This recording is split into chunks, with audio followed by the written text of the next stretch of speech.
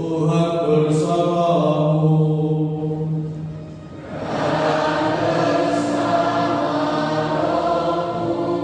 Inilah Injil suci menurut Yohanes.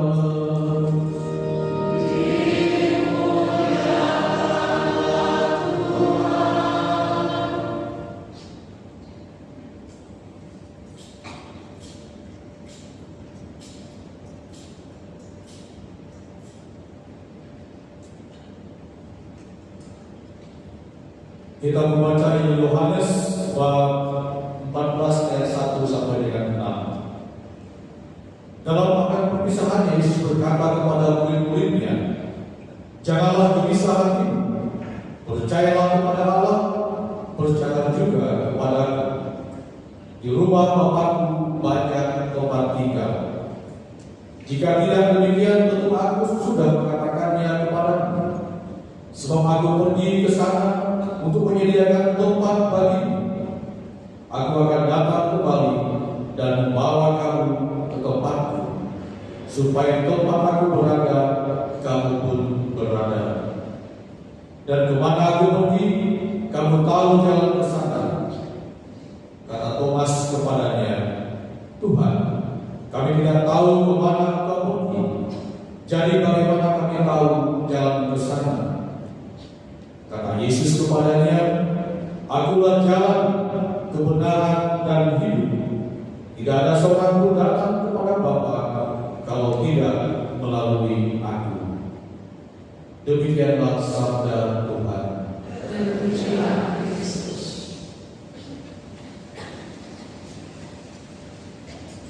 Para suster, Bapak Ibu yang terkasih, saudari dan saudara yang dicintai Tuhan, sekali lagi selamat malam. Salve.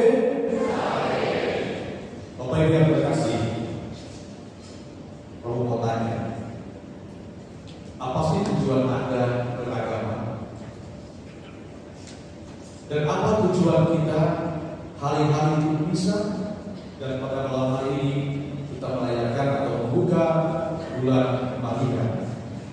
Tadi kita berharap dan juga bisa menyampaikan doa-doa bahkan dalam 5 bahasa Indonesia dan 4 bahasa daerah.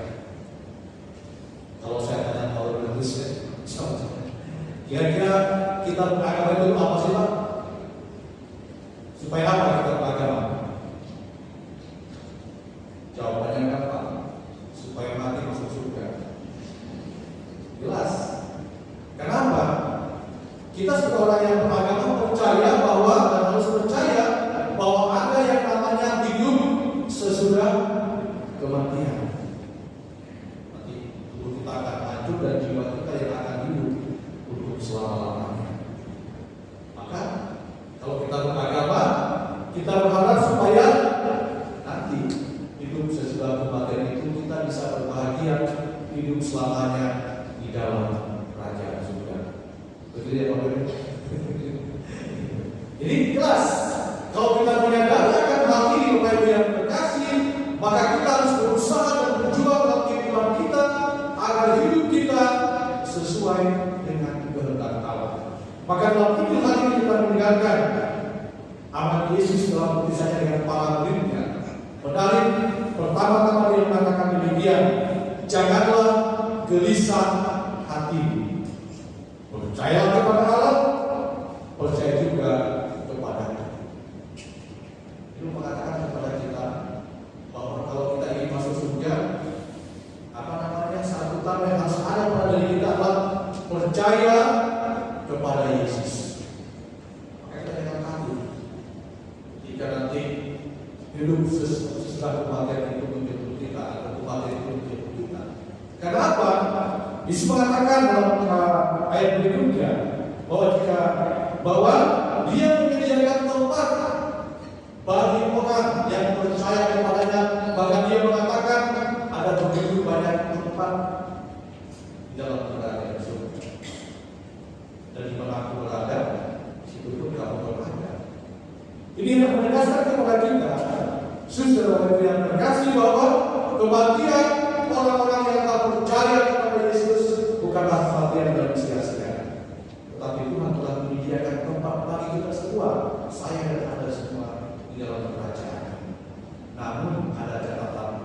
juga dalam Injil hari ini bahwa kita diajak untuk mengakui Yesus, mengimani Yesus sebagai jalan, kebenaran, dan hidup.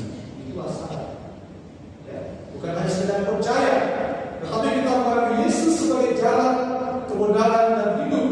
Karena hanya melalui Yesuslah kita boleh mendapatkan jalan menuju surga, dan hanya melalui Dia sebagai kebenaran satu-satunya dalam kehidupan kita yang akan menghantar kita kepada keselamatan dan mengalami kehidupan yang kekal ini.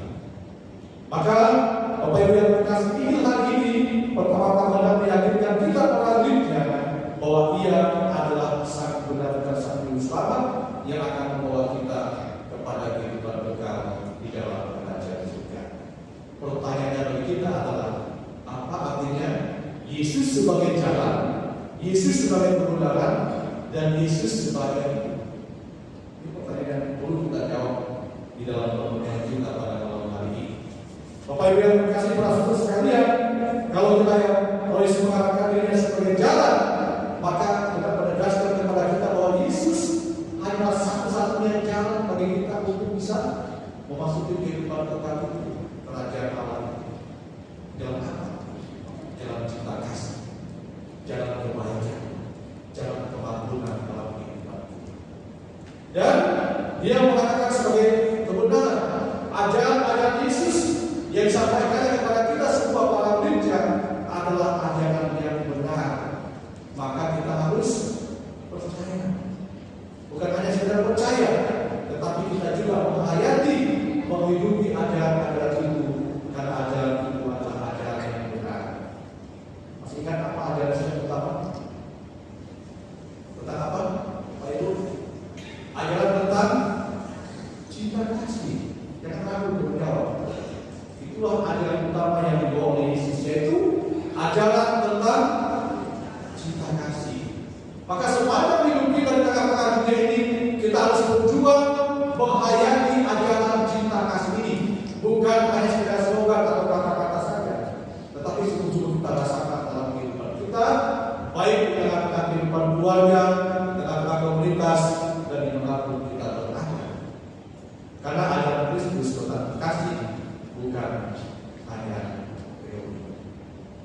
Maka kalau kita bingung apa sih artinya cinta kasih, coba kita memandang sama-sama kalimat. Apa yang ada di sana? Itulah pengorbanan. Yesus mencinta dan mengasihi para muridnya dan kita sekalian, menembus kita bahkan dengan darahnya. Itulah cinta yang total, cinta yang radikal kepada kita. Maka kebenaran akan ini harus kita juga hidup di dalam kehidupan kita. Kalau kita mengatakan mengasihi dan mencinta sesama kita, maka kita juga perlu mengorbankan hidup kita, berkorban untuk orang-orang yang kita kasihi.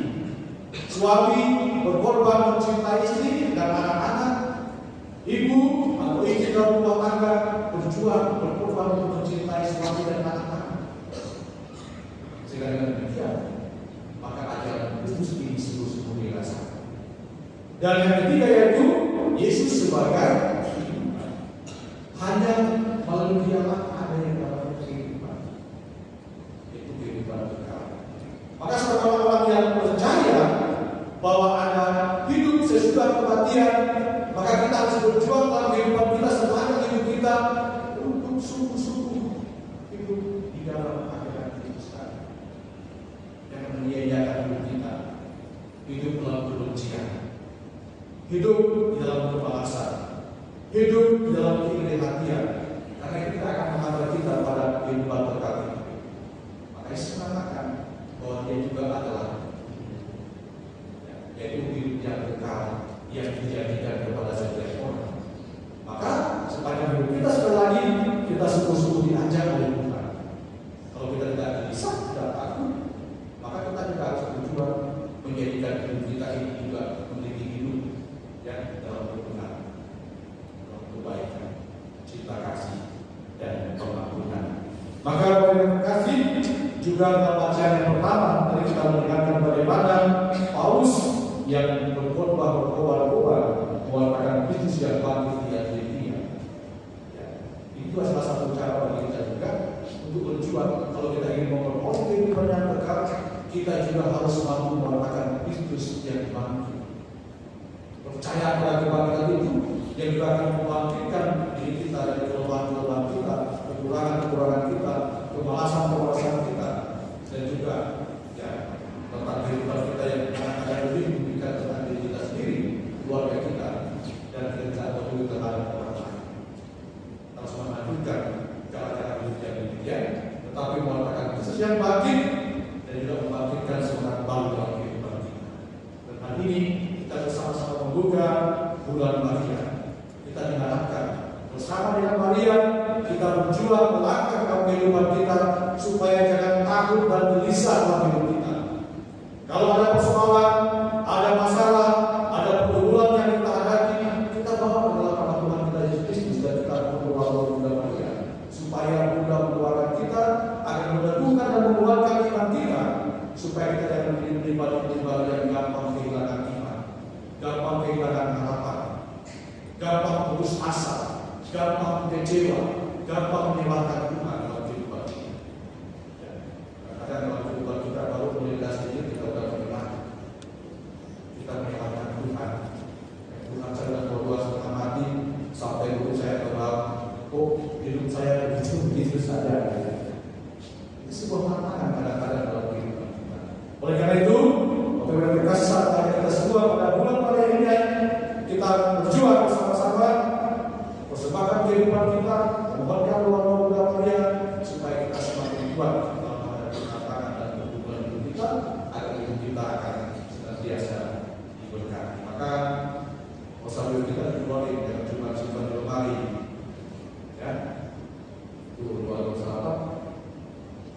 Ya, apa namanya rosario yang perlu berkati setiap dua, setiap itu satu kali rosario, apakah didoakan? Apakah itu pakai untuk Tuhan? Maka ini kesempatan yang baik bagi kita di bulan Maria ini. Kita semakin kuat dan terus berdoa bersama dengan Bunda Maria sehingga apapun yang kita harapkan dalam kehidupan kita sepanjang bulan ini senantiasa diberkati oleh Tuhan. Semoga demikian.